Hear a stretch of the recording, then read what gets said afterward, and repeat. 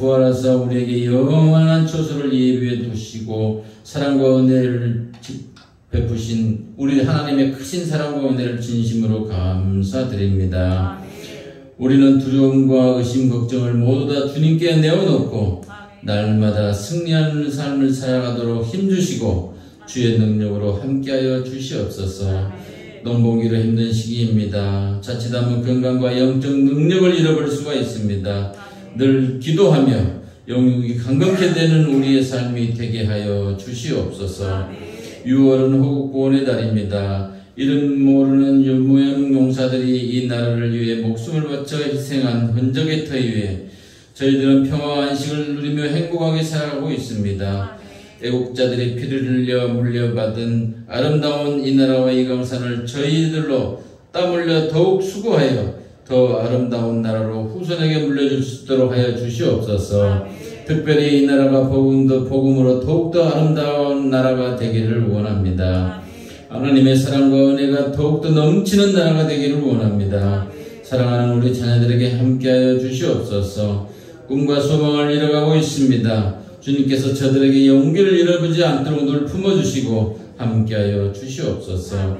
한우들에게 역사하여 주시옵소서. 오랫동안 투병중인 권사님을 기억하시고 건강하라고 하여 주시옵소서. 포기하지 않고 하늘나라의 소망을 가지고 주님의 능력을 의지하여 늘 승리할 수 있는 신앙을 주옵소서. 병마로 인해 고통당하는 한우들에게 믿음 주시고 영육이 아울러 건강을 회복할 수 있는 주님의 사랑으로 함께 하시고 붙잡아 주시옵소서.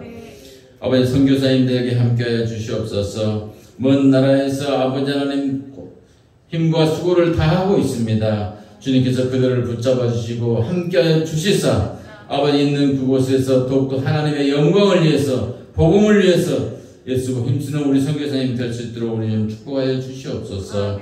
이 시간 말씀을 전하시는 목사님에게 능력을 7배나 더하셔서 말씀으로 무장한 성도들에게 도전하는 악한 무리의 유혹에서 담대히 물리치고 승리의 찬송을 부르는 성도들이 되게 하여 주시옵소서.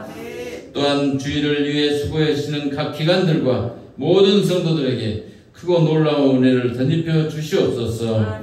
이 시간도 하나님의 놀라운 은총이 성령이 충만한 시간 되기를 간절히 바라고 원하며 예수님의 이름으로 기도드리옵나이다. 아멘.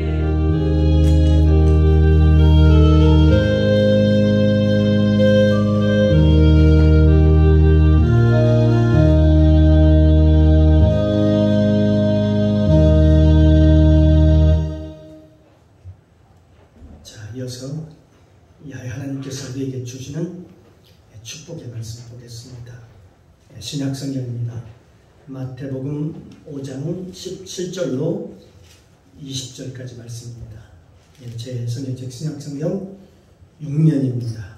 마태복음 5장 17절로 20절까지 말씀. 제가 먼저 봉독합니다. 돌아가면서 함께 읽고 마지막 절 함께 봉독에 올리도록 하겠습니다. 17절을 제가 먼저 봉독합니다. 내가 율법이나 선지자나 폐하러 온 줄로 생각지 말라. 폐하러 온 것이 아니요 완전케 하려 함이로다. 진실로 너희에게 이르노니 천지가 없어지기 전에는 율법의 일적 일이라도 반드시 없어지지 아니하고 다 이루리라. 그러므로 누구든지 이 계명 중에 지극히 작은 것 하나도 버리고 또 그같이 사람을 가르치는 자는 천국에서 지극히 작다 일컬음을 받을 것이요 누구든지 이를 행하며 가르치는 자는 천국에서 크다 일컬음을 받으리라. 내가 너희에게 이르노니 너희의 의가 서기관과 바리새인보다 더 낫지 못하면 결단코 천국에 들어가지 못하리라. 아멘. 할렐루야. 참으로 좋으신 아버지 하나님 은혜 감사합니다. 한 주간도 하나님 은혜 가운데 지켜주셨다가 이렇게 복된 날 주셔서 하나님 앞에 나와 하나님의 성을 찬양하며 주의 이름을 부르며 주님을 찬양하며 또 생명의 말씀을 믿음으로 받게 하시니 감사합니다. 아멘. 이 시간 부족한 종 하나님의 말씀을 되언고자 합니다. 선포고자 합니다. 성령님 도와주시옵소서. 가르쳐 주옵소서. 나에게 오늘 또 꼭 필요한 말씀을 공급하여 주옵소서. 이 시간 성령님 모시고 인정하고 환영하고 모셔드립니다. 성령님 도와주시옵소서. 예배의 시종을 아버지께 부탁드리며 예수님의 이름으로 감사드리며 기도드리옵나이다. 아멘. 아멘. 예, 할렐루야. 아멘. 우리 옆에 분과 인사 나눕니다. 참 잘 주셨습니다. 하나님 당신을 사랑하십니다. 당신은 하나님의 귀한 사람이십니다. 할렐루야. 예. 오늘 주님의 은혜가 이 시간 저와 여러분과 함께 하시기를 주님의 이름으로 축복합니다. 아멘. 오늘 함께 은혜를 나눌 말씀의 제목은 율법이 왜 중요한가? 왜 율법이 중요한가? 하는 제목을 가지고 함께 은혜를 나누겠습니다. 예수님께서 복음서에서 처음으로 말씀하시는 것이 무엇일까요? 바로 천국 복음이라고 하는 것입니다. 천국 복음을 선포하셨습니다. 예, 그러시면서 하시는 말씀이 오늘 본문에 이런 사람들은 천국에 들어가지 못한다. 이런 사람들은 천국에 들어가지 못한다고 결론을 내리고 있는 것이죠. 그것은 바로 서기관들과 바리새인들의 의보다 못하면, 너희 의가 그들보다 못하면 천국에 들어갈 수 없다. 천국에 들어갈 수 없다. 그렇게 말씀하고 있습니다. 그 당시 바리새인과 서기관들은 그 의가 아주 대단했습니다. 열성이 대단했습니다. 당시 그들의 의와 그 율법을 지키려는 그 준수성, 지키려는 그 마음은 모든 사람들이 본받을 정도로 대단한 것들이었다는 것입니다. 그런데도 불구하고 예수님께서는 이렇게 말씀하십니다. 예수님께서 서기관과 바리새인들의 의보다 못하면, 너희 의가 그보다 못하면 너희가 천국에 들어가지 못한다. 그렇게 못 박아놓은 것이죠. 그런데 도대체 예수님께서 왜 이렇게 예수님께서 하신 이 말씀이 과연 어떤 의미로 이런 말씀을 하셨는가 하는 것입니다. 그래서 이 말씀을 우리가 잘 이해하기 위해서는 율법이라는 것이 뭔가, 율법이라는 것이 무엇인지를 우리가 잘 이해해야 되고 깊이 깨달아야 합니다. 도대체 이 율법이라는 것이 무엇입니까? 예수님께서 하신 그 율법은 바로 구약의 모세 오경을 말하는 것이었습니다. 그 당시 이스라엘 백성들이 율법이라고 얘기할 때에 그 토라라고 얘기하죠. 모세 오경 율법 외에는, 그 토라 외에는 율법이라고 말하지 않았다는 것입니다. 그 나머지는 성경에서 역사서, 또 예언서, 그 다음에 시가서, 소선지서, 대선지서 하면서 등등 다른 말로 그렇게 얘기를 합니다. 그러면 율법은 그러면 바로 모세 오경이다. 그렇게 얘기하는 것이죠. 그런 의미에서 볼 때 예수님께서 말씀하셨으면 내가 율법을 완전케 하러 오셨다라고 말씀하시는 것은 바로 율법에 대한 것을, 모세 오경에 대한 것을 예수님께서 완전하게 하기 위해서 이 땅에 오셨다. 그렇게 말씀하신 것입니다. 사랑하는 성도 여러분, 왜 율법은 기록되었을까요? 우리에게 주어졌을까요? 기록되었어. 그것은 아담과 하와가 선악과를 창세기에 보면 따먹고 죄를 짓고 난 다음에 인간이 죄를 짓고 나니까 영이 죽었습니다. 영이 죽어서 죄가 무엇인지를 인지하지 못하고 깨닫지 못했다는 것입니다. 무엇이 죄고 무엇이 진리고 무엇이 거짓이고 무엇이 옳고 무엇이 그른지를 알 수가 없었다는 것이죠. 왜? 죄 때문에. 이 죄를 짓고 난 후에 영이 죽은 상태이므로 어떻게 해야 하나님을 기쁘시게 하고 어떻게 해야 하나님이 싫어하는지도 그들이 잘 몰랐다는 것입니다. 그래서 하나님께서는 이 율법을 주시면서 죄가 무엇인지, 진리가 무엇인지, 또 옳은 길이 무엇인지, 잘못된 길이 무엇인지, 잘못된 길이 어떤 길인가를 하나님께서 말씀하신 것이 바로 율법이라고 하는 것입니다. 그리고 그 잘못된 길에서 돌이키기 위해서는 우리가 어떻게 살아야 되는가, 또 어떤 방법이 있는가, 이런 것들을 만들어 놓은 게 바로 레위기에 써보면 레위기의 제사법이 나옵니다. 레위기의 제사법이라고 하는 것입니다. 만약 너희가 잘못된 길로 걸어갔으면 어떻게 해야 돼요? 우리가 돌이켜야 되지 않겠습니까? 어떻게 돌이킬 수 있을까? 사람들 방법을 잘 몰랐습니다. 그 길을 제시하는 것이 바로 레위기의 제사법이라고 하는 것입니다. 그리고 그 너희가 하나님 안에서 의를 이루고 사는 삶이 무엇인가를 보니까 그런 것들을 민수기에서 기록하고 있습니다. 그리고 우리가 계속적으로 하나님의 백성으로, 하나님의 성민으로 살아가기 위해서는 우리가 어떻게 해야 되는가, 어떤 삶을 살아야 되는가 하는 것이 바로 민수기에서 신명기에 나와 있습니다. 즉 신명기에서 보면 말씀을 계속해서 반복해서 먹음으로 골수까지 들어가게 해서 우리의 마음을 지키고 너희 마음을 지키고 하나님의 말씀을 따라가는 것, 하나님의 말씀을 따라가도록 하는 것, 그것을 신명기에서 말씀하고 있습니다. 그래서 이 창세기부터 이 모세오경을 얘기할 수 있는데요. 창세기를 통해서 창세기는 뭐냐? 바로 주권이 우리의 주권, 하나님의 주권이 세워지는 것이고, 출애굽기는 세상을 끊는 책이라고 한다면 레위기는 예배가 회복되는 책이라고 얘기할 수 있고, 그리고 이어지는 민수기는 우리가 믿는 군사의 삶을 얘기를 합니다. 그리스도의 믿는 군사가 되어서 세상과 맞장을 떠서 세상을 넉넉히 이긴 사람들은 과연 누구이며 또 그 사람들은 어떻게 살아야 되는가 하는 것이 바로 신명기에 나와 있습니다. 그것은 언제나 말씀이 우리의 골수까지 들어갈 수 있도록 하나님의 말씀을 계속해서 반복하는 것입니다.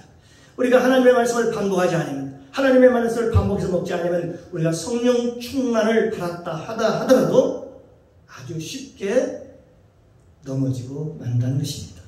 우리가 기도를 많이 한다고 해도 어떻습니까?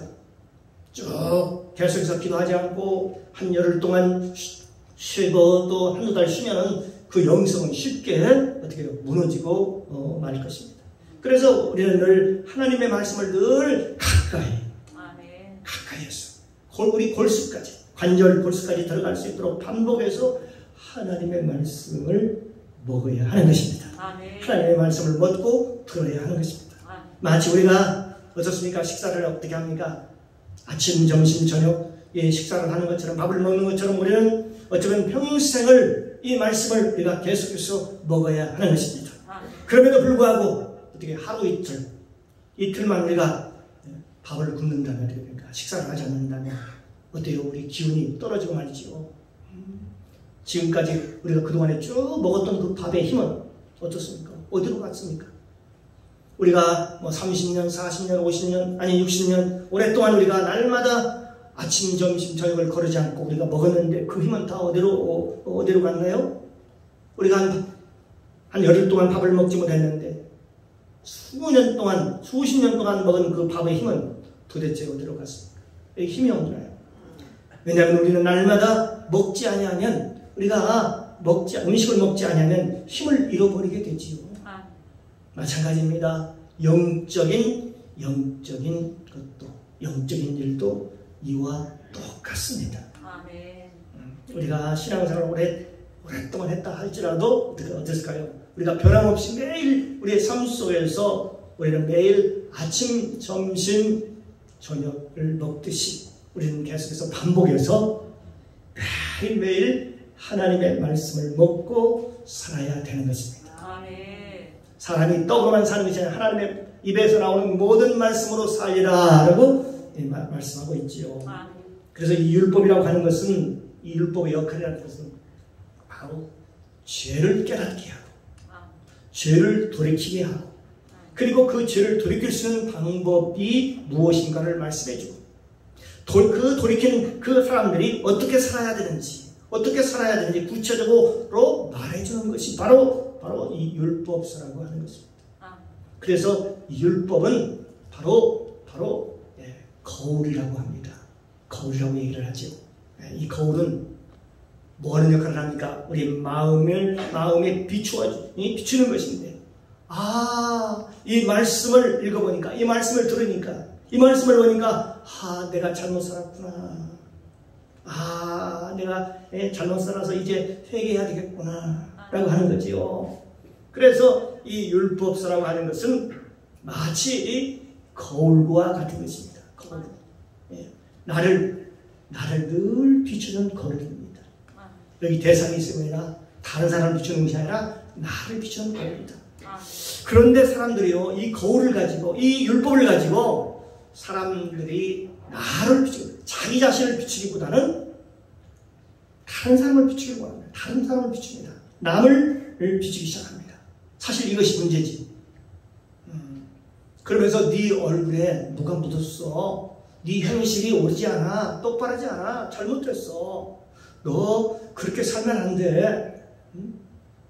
사실은요, 이 거울은, 이 율법은 다른 사람에게 주는 말씀이 아니라 바로 나에게 주는 거울이었다라고 하는 것입니다.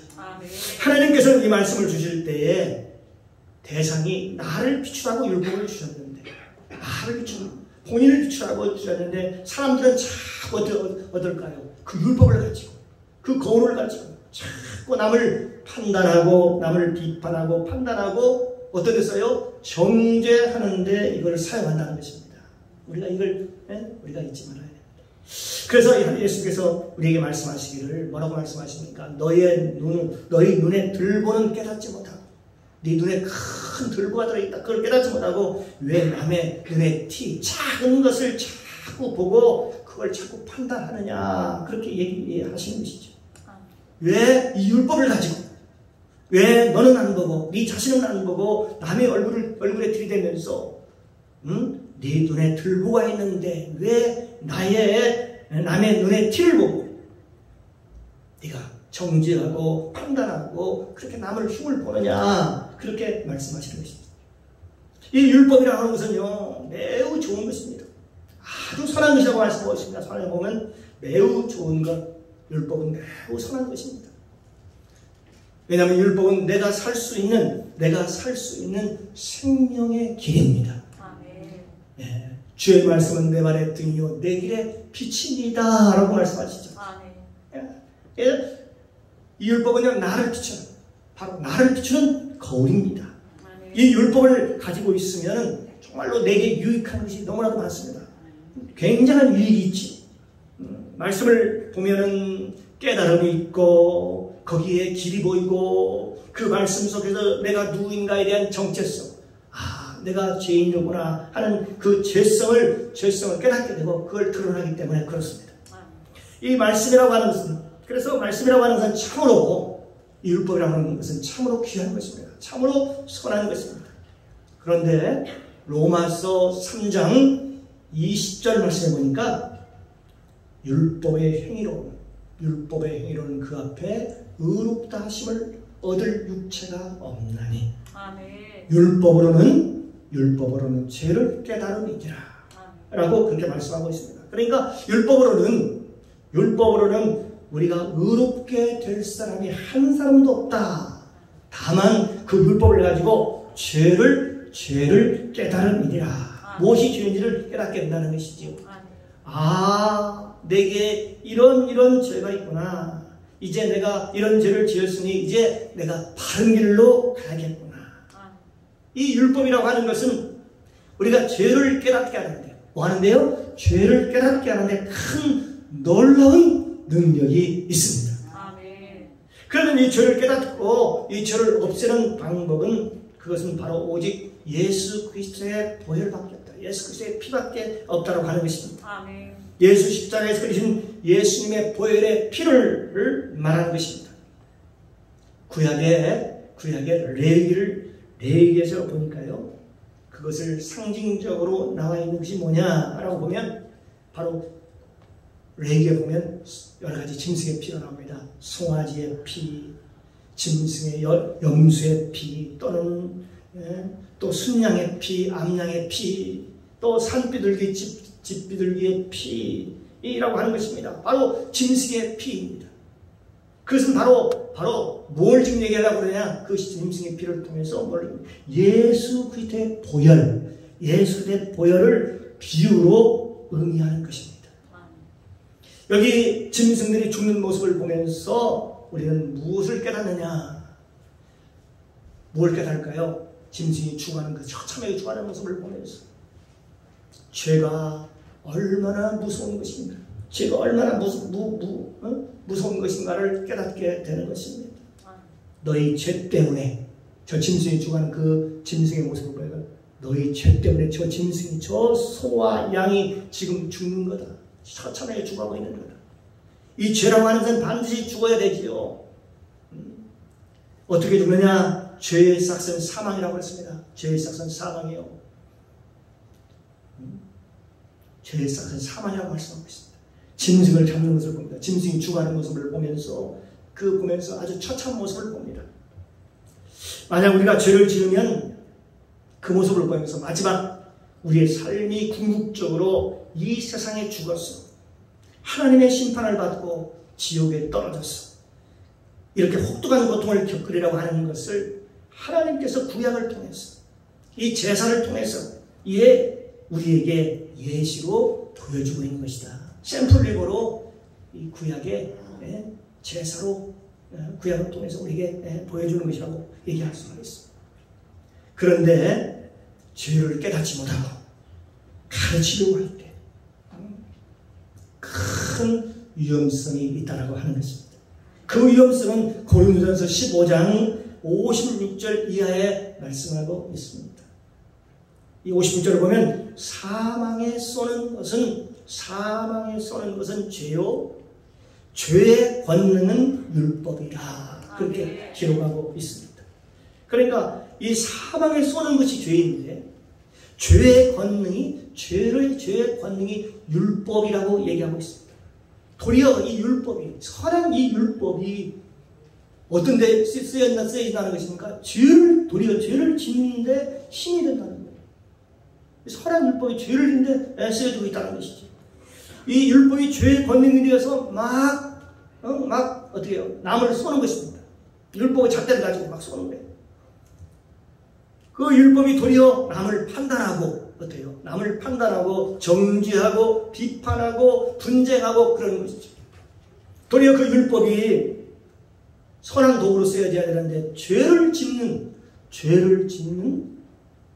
도구가 된다는 거예요. 우리가 이걸 간과해서 안 되겠지. 내가 너희에게 선한 것을 주었는데, 선한 율법을 주었는데 왜 너는 그걸 가지고 너희들이 죄의 권능으로 삼느냐, 그렇게 얘기하는 것이죠.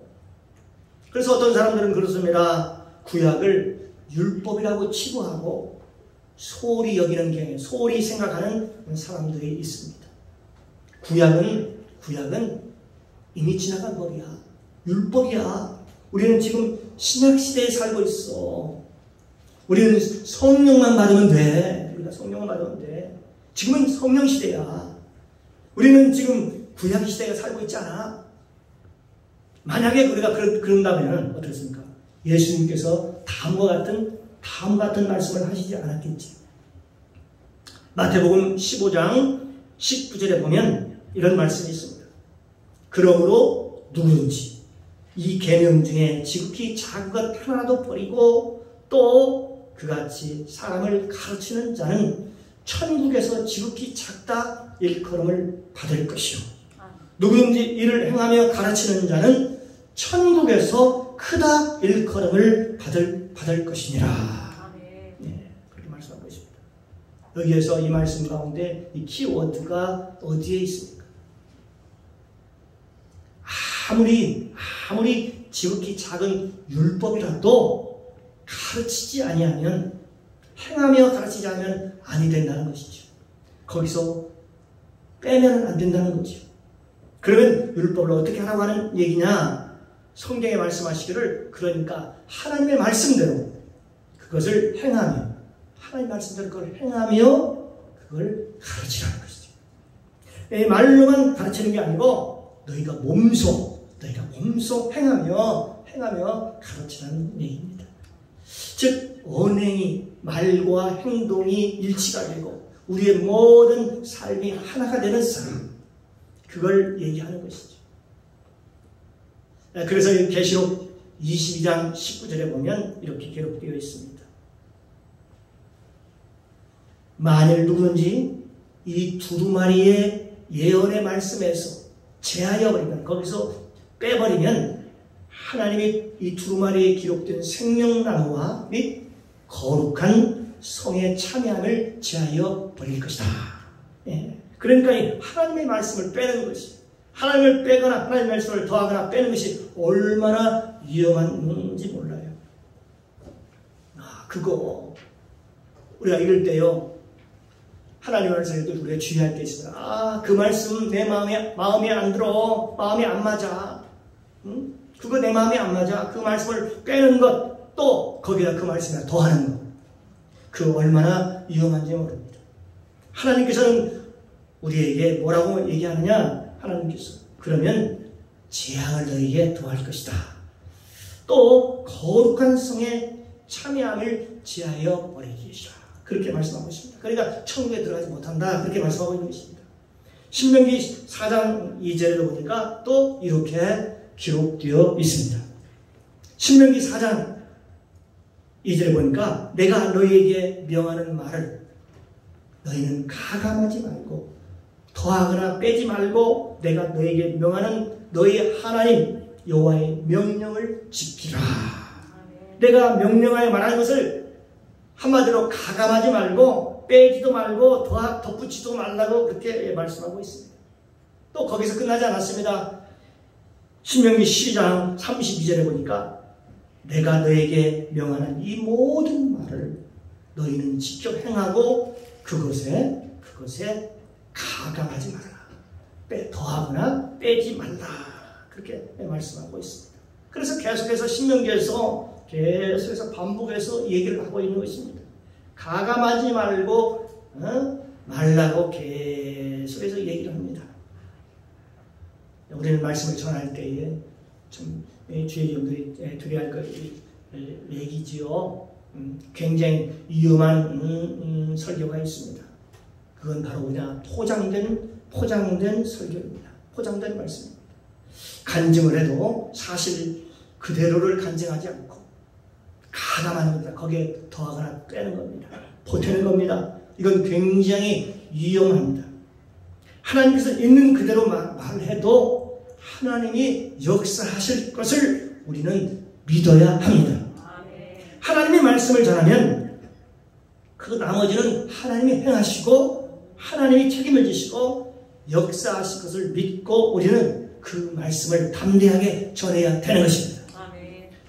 우리는 내 논리로 또 그 참제도로 사람을 설득하려 한다든지 또 마음에 감동을 시키려 한다면 그것은 굉장히 위험한 일인 것입니다. 그것은 하나님이 기뻐하는 것이 아니고 저 마귀가 역사한다는 사실입니다. 설령 그렇게 해서 교회가 부흥을 해가지고 세계 최대의 교회가 되었다, 이뤘다 한들 하나님께서는 결코 기뻐하지 아니하실 것입니다. 사랑하는 성도 여러분, 저와 여러분이 이 말씀을 통해서, 말씀 훈련을 통해서 이 율법이 무엇인지를 정확히 깨닫고 예수 그리스도께서 말씀하신 것이 무엇인가를 잘 분별하는 것, 그리고 예수 그리스도의 복음이 무엇인지를 깨닫는 것이 정말 무엇보다도 중요합니다. 하나님의 말씀을 듣고 깨닫는 것. 그래서 그리스도의 지식에서 더 아는 지식에서 자라가라고 얘기를 하고 있는 것입니다. 그래서 여기 보니까 또한 하나님께서는 너희 의가 서기관과 바리새인들의 의보다 너희 의가 더 낫지 못하면 천국에 들어가지 못한다. 그렇게 말씀하고 있습니다. 누가복음 16장 15절에 보니까 예수님께서 이르시되 너희는, 여기 보니까 바리새인들에게 지금 예수께서 말씀하시는 것입니다. 너희는 사람 앞에서 스스로 옳다 하는 자이나 너희 마음을 하나님께서 아시나니 사람 중에 높임을 받는 그것은 하나님 앞에 미움을 받는 것이다. 그러니까 사람들 앞에서 옳다함을 받는 것은 도리어 하나님 앞에서는 미움을 받는 것이라고 그렇게 말씀하고 있습니다. 이거 지금 누구에게 지금 말씀하고 있는 얘기냐면은 그 당시에 바리새인과 서기관들에게 한 얘기입니다. 이들은 자기가 스스로 옳다, 내가 스스로 옳다, 자기가 자기를 스스로 인정하는 자들입니다. 그런데 하나님께서는 너희 마음을 아시나니 사람 앞에 높임을 받는 그것은 하나님 앞에서는 미움을 받는 것이니라, 그렇게 얘기하고 있습니다. 사랑하는 성도 여러분, 빌립보서 2장에 하나님께서 말씀하셨습니다. 하나님께서 우리에게 그렇게 말씀하셨지. 그는 근본 하나님의 본체시나, 지금 예수님이 말씀하시는 것입니다. 그러나 그는 낮춰서, 하늘 보자 버리고 낮춰서 사람의 모양으로 나타나서 말씀이 육신되어 우리 가운데 오셨지 않았습니까? 사람의 모양으로 나타나서 죽기까지 십자가에서 죽으셨다, 십자가에서 복종하셨다라고 말씀하고 있습니다. 사실 이게 예수님께서 우리에게 보여주신 진리인 것입니다. 진리가 뭐냐? 그러니까 그는 하나님과 본체 같은 분이었지만 낮춰서 사람의 모양으로 나타나서 죽기까지 십자가에서 복종하셨다, 그렇게 말씀하고 있는 것입니다. 이 서기관과 바리새인들은 그 당시에 율법을 가르치는 자들이었습니다.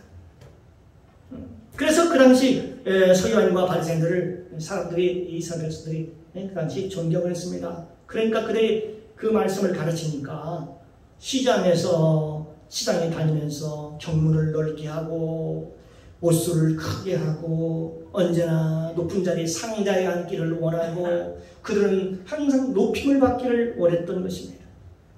그러면서 그들은 자기도 행할 수 없는 것을, 자기도 그렇게 살 수 없는 것을 하라고, 이렇게 해야 된다라고 강요하고, 결국은 자기들은 자기들의 마음을 속이고 살았던 것입니다. 바로 그 자들이 바로 바리새인과 서기관들입니다. 그러나 하나님께서는 그를 모를 리가 없지요. 우리의 중심을 아시는 주님, 그들의 중심을 보시는 분이셨죠. 하나님께서는 그들의 마음, 그들의 중심을 보았습니다. 바리새인과 서기관의 중심을 본 것이지요. 그들의 마음은 마치 회칠하는 무덤과 같았습니다. 그래서 겉은 번지르르한데 그 속은 썩은 냄새가 펄펄 나는 겁니다. 가득했습니다. 그들의 겉모습은 겉모습은 그럴싸합니다. 경건합니다. 거룩하나 그 속에는 탐욕이 가득했습니다. 이들은요, 이중인격자였습니다. 그래서 바리새인과 서기관들은 겉과 속이 다른 사람들, 겉과 속이 다른 사람들, 바로 이들을 위선자라고 그렇게 얘기를 합니다. 사람은 외모를 중시하지만 하나님은 뭘 보셔요? 하나님은 중심을 보십니다. 오늘 이 자리에 나오신 저와 여러분이 하나님의 중심을 보실 줄로 믿습니다. 왜 너는 말만 하고, 그 당시 바리새인과 서기관들에게 얘기하면 너는 말만 하고 왜 너는 말 그대로 살지 않느냐라고 얘기합니다. 그러면서 그들의 언행일치에 대해서, 말과 행동이 일치하지 않는 부분에 대해서 하나님께서 굉장히 그들을 어떻게 해요? 굉장히 꾸짖으는 모습을 볼 수가 있습니다. 하지만 그와 반대로 저분은 참 상급을 많이 받고 천국에 가서도 훨씬 칭찬을 많이 받겠구나 하는 사람들이 우리 주위에 어떻게 보면요, 참 많이 있습니다. 저분은 지금 하나님께서 기뻐하시겠구나. 하나님께서 저분을 귀하게 사용하시는구나.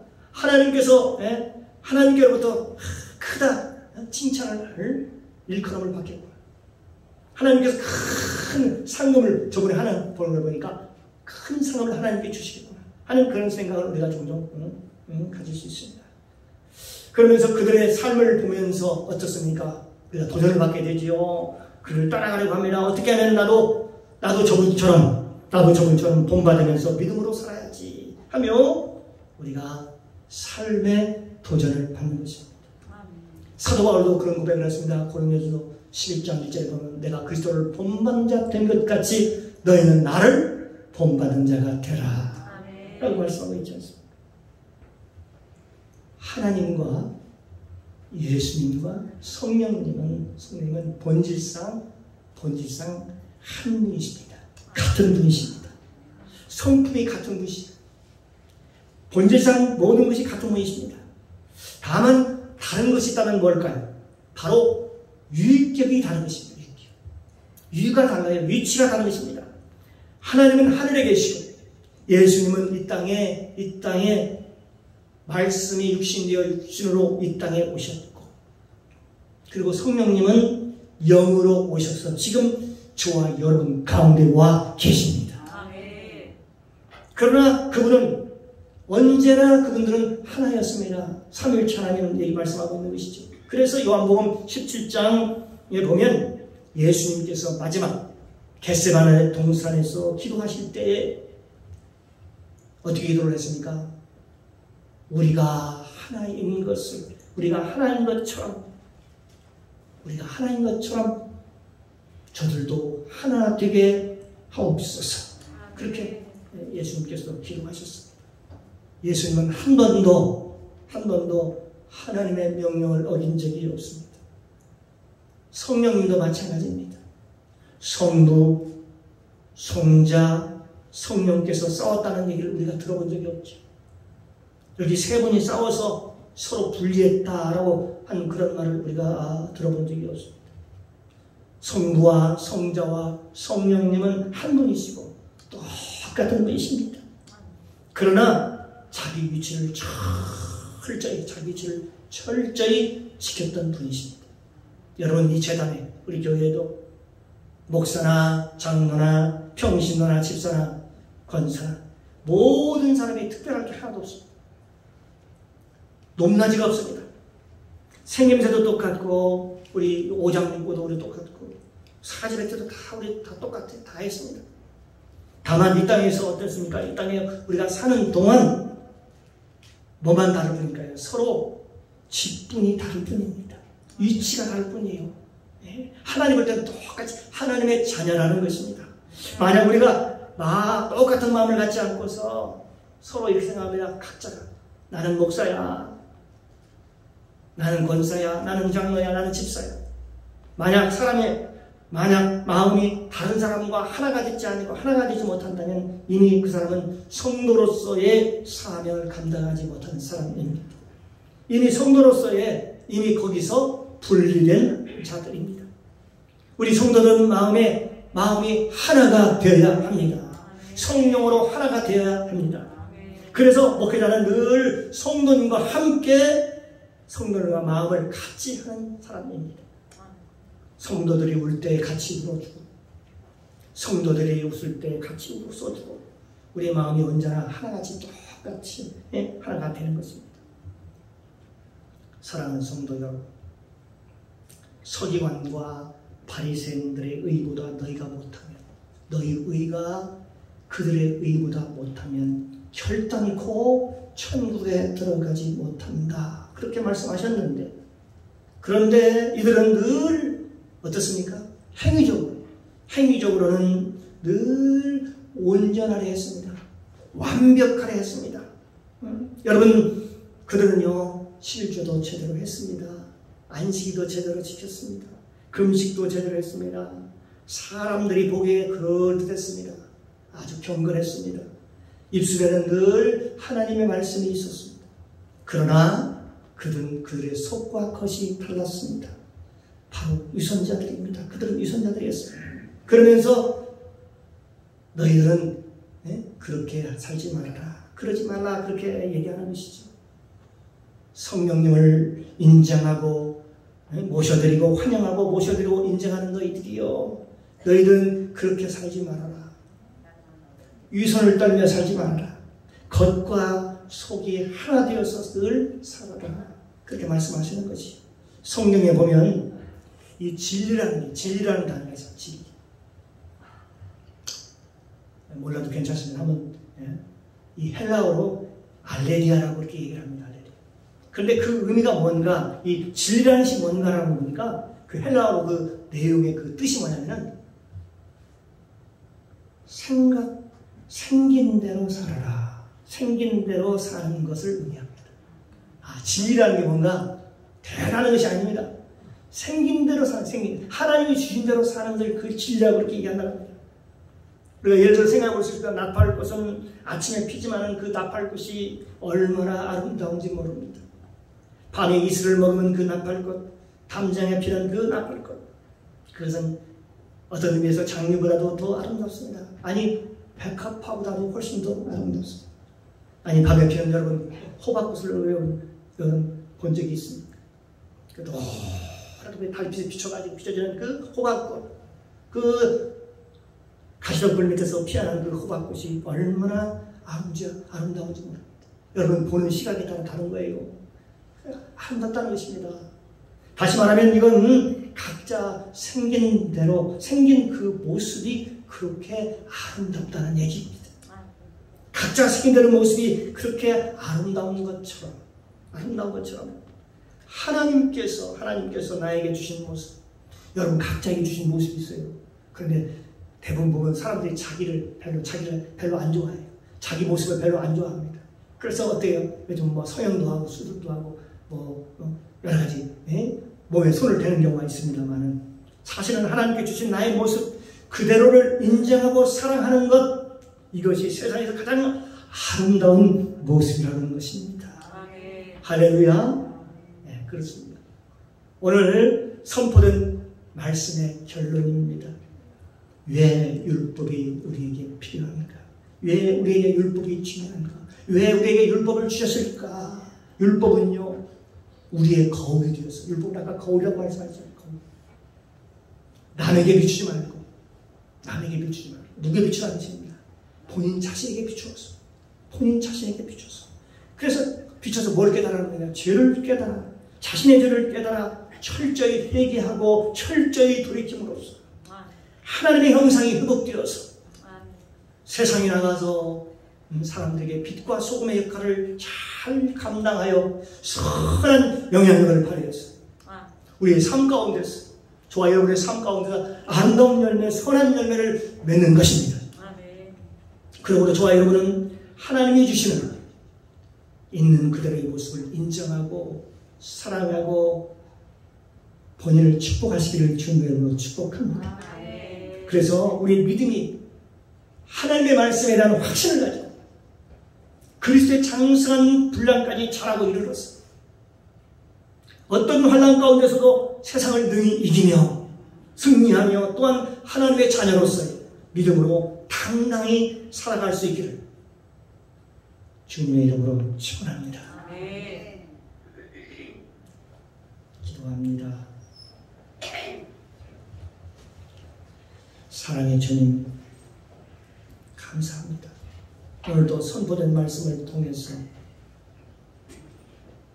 예수 그리스도를 알아가게 하시고 복음을 알게 하시고 또 율법을 깨닫게 하시니 감사합니다. 오늘 이 율법의 중요성을 깨달아 이 율법을 통해서 나 이외에 다른 사람이 아닙니다. 이 율법을 통해서 바로 이 율법으로 나를 바라보게 하시고 철저히 나의 정체성, 나의 죄성을 깨닫게 하시니 감사합니다. 변화의 시작은 바로 나로부터 시작되는 것입니다. 하나님의 말씀으로 복음으로 나를 변화시키니 감사합니다. 나를 철저히 알게 하시니 감사합니다. 나의 죄성을 보게 하시니 감사합니다. 나의 들보를 발견하게 하시니 감사합니다. 감사드리며 예수님의 이름으로 기도드리옵나이다. 아멘.